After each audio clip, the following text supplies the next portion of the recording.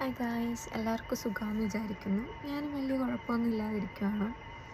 Actually ഒരു 3-4 days ആയിട്ട് ഭയങ്കര ടെൻസ്ഡ്, ഭയങ്കര സ്ട്രെസ്ഡ്, അതുപോലെ സങ്കടം, ദേഷ്യം, എന്തൊക്കെയോ ഇമോഷൻ ഇങ്ങനെ പാസ് ചെയ്ത് പോയിക്കൊണ്ടിരിക്കുമായിരുന്നു. ആൻഡ് ആവശ്യമില്ലാത്ത കാര്യത്തിന് ആവശ്യം ഇല്ലാത്തതെന്ന് പറയാൻ പറ്റില്ല, എന്നാലും ഓവർ സ്ട്രെസ്ഡായിട്ട് അങ്ങനെ ഇരിക്കുമായിരുന്നു. അങ്ങനെ ഇരുന്ന് ഞാൻ ആലോചിച്ചപ്പോഴത്തേനുമാണ് എനിക്ക് കിട്ടിയ കുറേ കാര്യത്തിനോട് ഞാൻ അൺഗ്രേറ്റ്ഫുൾ ആയിട്ടാണ് ബിഹേവ് ചെയ്യുന്നതെന്ന് എനിക്ക് സ്വയമായിട്ട് തോന്നുന്നത്. അതെന്താ അങ്ങനെ പറയാൻ കാരണം എന്ന് വെച്ചാൽ, ഞാനിപ്പോൾ ദുബായിലാണ്. ഇവിടെ നേഴ്സായിട്ട് വർക്ക് ചെയ്യാണ്. എൻ്റെ ക്ലാസ്സിൽ, മീൻസ് എൻ്റെ കോളേജിൽ എൻ്റെ കൂടെ പഠിച്ചവരിൽ ഞാനാണ് ഫസ്റ്റായിട്ട് പുറത്ത് ജോലിക്ക് വന്നത്. സോ ഇറ്റ്സ് എന്താ പറയുക, ഒരു പ്രൗഡായിട്ടുള്ളൊരു കാര്യം തന്നെയാണ്. ഞാൻ അതിനെക്കുറിച്ച് ആലോചിക്കുന്നില്ല. അതുപോലെ എൻ്റെ ഫാമിലിയിൽ ഈ പ്രായത്തിൽ അബ്രോഡ് വന്നതും ജോലിയായിട്ട് വന്നതും ഞാൻ തന്നെയാണ്. ഇതിനെക്കുറിച്ചൊന്നും ഞാൻ ആലോചിക്കുന്നില്ല. എനിക്ക് കിട്ടാത്ത കുറേ കാര്യങ്ങൾ ഇങ്ങനെ തലയിലിട്ട്, എന്താ എനിക്ക് മാത്രം, എന്താ എനിക്കങ്ങനെ കിട്ടാത്ത, എനിക്കിങ്ങനെ കിട്ടാത്ത. സോ നമ്മൾ നമ്മുടെ ലൈഫിൽ കിട്ടിയ കാര്യങ്ങളെക്കുറിച്ച് ഗ്രേറ്റ്ഫുൾ ആവുന്നതിനെക്കാട്ടിയും കൂടുതലും കിട്ടാത്ത കുറേ കാര്യങ്ങളെക്കുറിച്ച് ടെൻസ്ഡായി ടൈം ഇങ്ങനെ കളയുക. ആക്ച്വലി നമുക്ക് വേണ്ട ടൈമിൽ ദൈവം വിശ്വസിക്കുന്നവരുണ്ടാവും, ഇല്ലാത്തവരുണ്ടായിരിക്കും.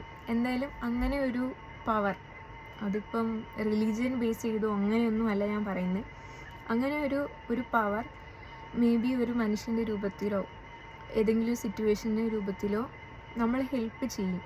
ഇൻ മൈ ലൈഫ് എനിക്കും അങ്ങനെ ഒരാളുണ്ട്. ഞാനിപ്പോൾ അച്ഛൻ, അമ്മ, ബോയ് ഫ്രണ്ട്, ഗേൾ ഫ്രണ്ട് ആ ഒരു രീതിയിലല്ല പറയുന്നത്.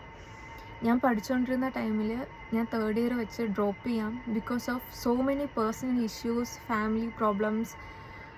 എനിക്ക് ഒന്നാമത്തെ കാര്യം, ഞാൻ ചൂസ് ചെയ്ത് എനിക്കിഷ്ടപ്പെട്ട് വന്നൊരു പ്രൊഫഷൻ ആയിരുന്നില്ല. എനിക്ക് പ്രൊഫഷനോട് ദേഷ്യമോ കാര്യങ്ങളൊന്നുമില്ല, പക്ഷേ എൻ്റെ ആഗ്രഹം വേറെ ആയിരുന്നു. So from the first year എനിക്ക് എങ്ങനെയെങ്കിലും ഇറങ്ങിയാൽ മതി. എനിക്ക് നഴ്സിംഗ് എന്തായാലും എന്താ പറയുക, ഈസിയാണെന്ന് ഞാൻ ഒരിക്കലും പറയില്ല.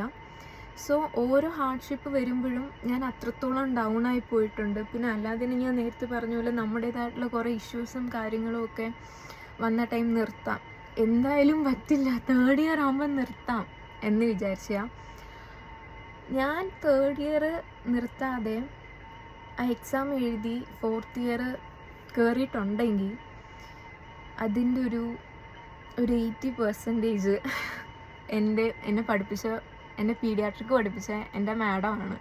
പത്മജ എന്നാണ് പുള്ളിക്കാരിയുടെ പേര്. ഒരു ടീച്ചറെന്ന് വിളിക്കണോ, ഒരു മെൻറ്ററെന്ന് വിളിക്കണോ, ഒരു സിസ്റ്ററെന്ന് വിളിക്കണോ എനിക്കറിയില്ല. പുള്ളിക്കാരി എൻ്റെ മെൻറ്റർ ആയിരുന്നില്ല. നമുക്ക് പഠിക്കുന്ന ടൈമിൽ ഇങ്ങനെ മെൻറ്റേഴ്സ് അസൈൻ ചെയ്ത് തരും. പുള്ളിക്കാരി എൻ്റെ മെൻറ്റർ ആയിരുന്നില്ല, എൻ്റെ ക്ലാസ് ടീച്ചർ ആയിരുന്നില്ല. എന്നെ പഠിപ്പിക്കുന്ന ഒരു സബ്ജക്റ്റ് ടീച്ചറായിരുന്നു പത്മജ മാം.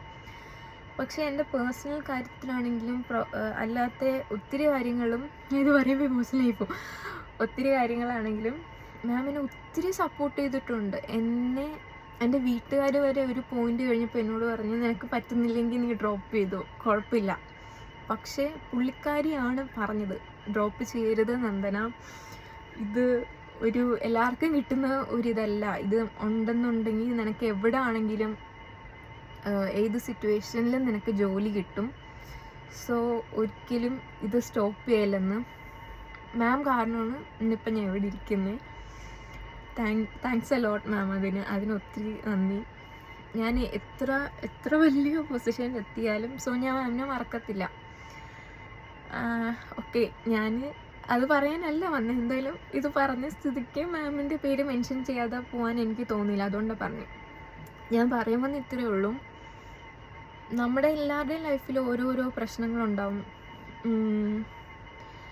നമ്മളൊന്നിലും തളർന്നു പോവുകയോ, അല്ലെങ്കിൽ മനുഷ്യരാണ്, ഇമോഷണൽ ഒരു സംഭവം വരും, ഒന്ന് ഡൗൺ ആയാലും നമ്മൾ പിന്നെയും ശക്തിയായിട്ട് തിരിച്ചു വരിക. ഇന്നല്ലെങ്കിൽ നാളെ നമ്മൾ കഷ്ടപ്പെടുന്നുണ്ടെങ്കിൽ അതിനുള്ള ഒരു ഇത് നമുക്ക് കിട്ടും. സോ നമ്മൾക്ക് എന്തൊക്കെ കിട്ടിയിട്ടുണ്ടോ അതിന് ഗ്രേറ്റ്ഫുൾ ആയിട്ടിരിക്കുക, പ്രാർത്ഥിക്കുക, കർമ്മയിൽ വിശ്വസിക്കുക. If it's for you, definitely ഒരു ദിവസം നമുക്കത് കിട്ടും, നമ്മുടെ അടുത്തത് വരും. ഇപ്പം അറിയാം, വാറാണ്. എനിക്കറിയുന്നതിന് ഒത്തിരി ഫ്രണ്ട്സ് 1-2 വട്ടമൊക്കെ വിസ പുതുക്കിയിട്ട് ഇവിടെ നിൽക്കുന്നവരുണ്ട്, ജോലി കിട്ടാത്തവരുണ്ട്, കിട്ടാതെ നാട്ടിലോട്ട് തിരിച്ചു പോയവരുണ്ട്, എൻ്റെ ഫ്രണ്ട്സ് പുറത്ത് പോകാൻ വേണ്ടി ട്രൈ ചെയ്യുന്നവരുണ്ട്. എല്ലാവരോടും എനിക്ക് പറയാനുള്ളത്, ട്രൈ ചെയ്തുകൊണ്ടിരിക്കുക. ഇന്നല്ലെങ്കിൽ നാളെ എന്തായാലും കിട്ടും. ഓക്കെ, അപ്പോൾ have A great day. Bye bye.